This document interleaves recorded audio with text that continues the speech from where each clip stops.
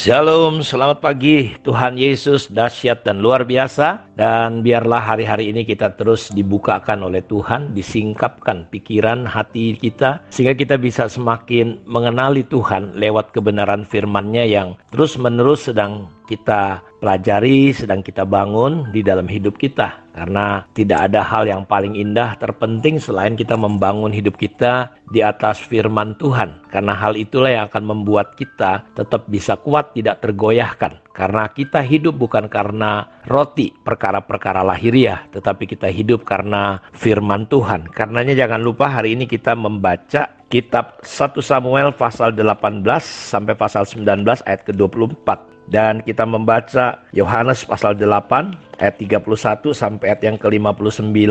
Dan kitab Mazmur pasal 112 ayat 1 sampai 10. Dan Amsal Soleman pasal yang ke-15 ayat 12 sampai ayat yang ke-14. Saya percaya Bapak Ibu akan banyak mengalami terobosan ketika kita memberi waktu untuk Tuhan di dalam firman-Nya. Kita sudah belajar tentang bahwa pemuritan itu sama dengan pola pembapaan. Dan kita sudah belajar beberapa contoh. Dan sebenarnya di Alkitab kita lihat bahwa orang-orang yang akhirnya dipakai oleh Tuhan untuk menyatakan rencana dan kehendak Tuhan, ada sebuah proses. Proses itu bernama penemanan atau pembapaan. Misalnya pembawa senjata Yonatan. Ada Yonatan. Kita tahu Daud dengan Samuel, Saul dengan Samuel. Kita tahu Yosua dengan Musa. Kita tahu Elisa dengan Elia. Kita tahu Gideon dengan 300 pembawa senjatanya, orang-orang yang setia. Jadi selalu ada proses penemanan,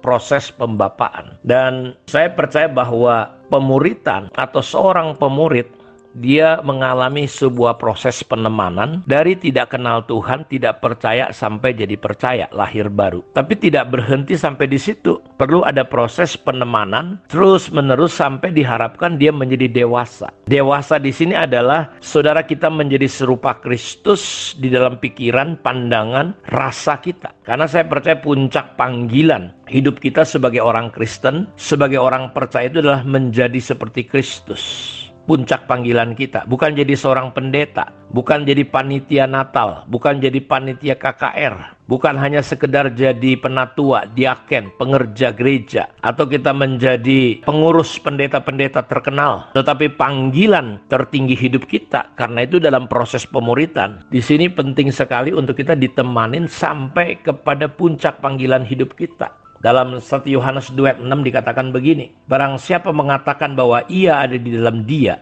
ia wajib hidup sama seperti Kristus telah hidup. Dia wajib hidup sama seperti Kristus telah hidup. Karena itu pemuritan itu bukan hanya menolong saudara tahu, tapi menolong saudara untuk saudara sampai pada memahami kebenaran yang sebenarnya. Seperti yang dikatakan Yesus, kamu adalah benar-benar muridku jikalau firmanku, kamu tetap tinggal dalam firman-Ku. Kamu akan tahu kebenaran, dan kebenaran itu akan memerdekakan kamu. Karena itu kita belajar hari ini mengapa ya firman Tuhan yang kita dengar itu tidak mengubah hidup kita. Seringkali kita udah bertahun-tahun, kita begitu lama jadi orang Kristen, tapi kita tidak mengalami perubahan hidup. Seolah-olah firman Tuhan yang disampaikan itu tidak membawa dampak perubahan apapun. Istri saya sering berkata kepada saya begini, kenapa ya? Papa itu sudah menyampaikan firman Tuhan kayaknya udah begitu baik, begitu bagus, tetapi firman Tuhan itu seolah-olah tidak mengubah. Nah saudara, kita akan belajar hari-hari ke depan kenapa firman Tuhan tidak mengubah hidup kita. Sementara kita udah lihat jelas bahwa puncak panggilan tertinggi hidup kita adalah menjadi serupa dengan Kristus. Orang yang ada di dalam Tuhan, dia wajib hidup sama seperti Kristus telah hidup. Dalam Roma pasal 8 ayat 29 dan 30 dikatakan, sebab semua orang yang dipilihnya dari semula, saudara adalah orang yang dipilih dari semula. Sebelum saudara ada, saudara sudah ada di kekekalan. Sebelum dunia ada, saudara sudah ada di kekekalan. Sebelum kota kita ada, kita sudah ada di dalam kekekalan. Bahkan sebelum bapak mama kita ada di dunia ini, kita sudah ada dalam rencana Tuhan. Karena itu sebab semua orang yang dipilihnya dari semula, sejak permulaan zaman, mereka ditentukannya dari semula. Jadi Tuhan sudah menetapkan, memilih dari semula untuk ngapain? Menjadi serupa dengan gambaran anaknya. supaya anaknya itu menjadi yang sulung di antara banyak saudara. Pertanyaannya, apa sih yang menjadi gairah atau tujuan akhir hidup kerohanian kita? Apakah supaya terkenal? Supaya kita kan melihat kadang-kala aneh hari-hari ini di sosial media, pendeta dengan pendeta saling menjatuhkan hanya gara-gara seolah-olah kita berhak menghakimi, menilai orang. Ada yang ngaku nabi, ada yang ngaku ini, ada yang ngaku ini. Dan kasihan sekali, itu membingungkan banyak orang-orang yang baru percaya sama Tuhan. Kalau nggak dewasa, imannya jadi hancur, tersandung. Kita menjadi batu sandungan dengan alasan apapun membenarkan diri. Saudara Paulus berkata, aku makan daging itu nggak ada masalah. Tapi kalau aku makan daging ini jadi masalah, aku lebih bagus tidak makan daging itu. Walaupun makan daging itu nggak ada masalah. Seolah-olah sekarang kita sedang hidup di zaman sosial media ini, saudaraku, orang boleh bebas menghantam, orang boleh bebas menghakimi, orang boleh bebas menilai, bahkan mencaci maki. Dan saya percaya Tuhan sekeras-kerasnya Tuhan, dasarnya kasih. Jangan gara-gara akhirnya orang jadi tersandung, kita pikir kita benar, nggak taunya kita udah nggak benar. Dan ini yang terjadi dalam kehidupan gereja-gereja hari ini. Menghakimi, menilai orang. Padahal dari semula kita ditentukan menjadi serupa dengan gambaran anaknya. Ditentukan. Sasarannya apa? Menjadi serupa. Pemuritan, pembapaan, ujung gol akhirnya adalah orang-orang ini menjadi dewasa. Yang saya sebut dewasa bukan ahli pelayanan, bukan khotbah. Yang saya sebut dewasa adalah dia hidup sama seperti Kristus. Perasaannya, pikirannya, cara ngomongnya. Pertanyaannya, saudara, makin berubah nggak cara ngomong saudara? Cara saudara menghadapi masalah makin berubah nggak? Makin dewasa nggak? Atau saudara tetap kekanak-kanakan, cuma saudara tahu saja otak kita diisi penuh dengan pengetahuan, tapi intinya kita belum mengalami perubahan, walaupun kita dengar firman Tuhan. Jadi apa sih yang menjadi gairah, tujuan akhir hidup kerohanian kita? Bukan kebaktian, bukan pelayanan. Apa yang menjadi sasaran doa untuk akhir hidup kita? Apa sih yang saudara doakan? Oh Tuhan, pakai saya. Saudara nggak perlu berdoa, engkau berubah seperti Kristus. Saudara dipakai Tuhan dengan dahsyat. Banyak orang berdoa tapi wadahnya nggak benar. Sama seperti kalau ada roti yang mahal, ditaruh di pispot.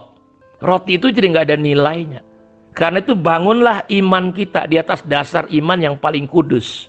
Bangun diri kita, bukan hanya bangun pelayanan. Banyak orang bangun pelayanan, saling melukai, saling menghantam. Nggak ada sama sekali perubahannya. Kemana arah kemampuan kita, kekuatan kita, tenaga kita, potensi hidup kita? Kemana arahnya? Pelayanan kita apakah mengarahkan kita menjadi serupa seperti Kristus? Dewasa? Atau Anda punya tujuan-tujuan yang lain? Paulus berkata, aku nggak punya agenda yang tersembunyi. Aku nggak punya arah yang lain selain membawa orang. Ini yang kuusahakan, ini yang kupergumulkan. Karena itu penting sekali kita mengerti arah, mengerti tujuan Tuhan dalam hidup kita, rencana Tuhan dalam hidup kita. Ini menjadi penting. Kehidupan tanpa arah, kehidupan tanpa tujuan, ini yang membuat hidup kita berputar-putar, akan menambah kebingungan. Kita jadi bingung, kok saya udah lama, saya udah melayani Tuhan, kok kayak saya seperti ini terus. Karena itu kita ingin mendalami proses pola pemuritan, pola pembapaan. Ini adalah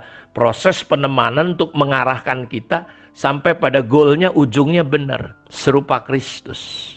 Puncak panggilan tertinggi hidup kita bukan jadi apapun. Dalam kitab Daniel 12 ayat 3 bahwa orang-orang benar yang menuntun orang benar kepada kebenaran itu seperti cahaya bintang, seperti sinar cakrawala, orang-orang yang mengarahkan. Itu yang Paulus katakan. Ini yang kulakukan dengan segenap hati, kekuatan, tenaga apabila membawa tiap-tiap orang secara person pribadi kemana? Menjadi sempurna seperti Kristus. Ini harusnya menjadi arah pemuritan kita, arah gereja kita, arah keluarga kita, arah bisnis kita. Ya, kiranya Tuhan Yesus memberkati kita dan kita akan belajar hari-hari berikutnya tentang proses pembapaan ini atau pendewasaan ini dengan topik mengapa firman Tuhan tidak mengubah hidup kita. Kiranya Tuhan berkati kita. Mari kita berdoa. Bapak, terima kasih untuk kemurahan, untuk anugerah Tuhan yang luar biasa bagi kami semua. Hari-hari ini Tuhan, kami berdoa biar kasih karunia anugerah Tuhan tercurah. Roh hikmat dan wahyu menolong kami, membuka mata hati kami, sehingga kami bisa melihat dan mengalami Tuhan dalam hidup kami lewat firman yang kami pelajari di minggu-minggu ini. Di dalam nama Tuhan Yesus kami berdoa. Amin. Tuhan memberkati kita semua. Shalom.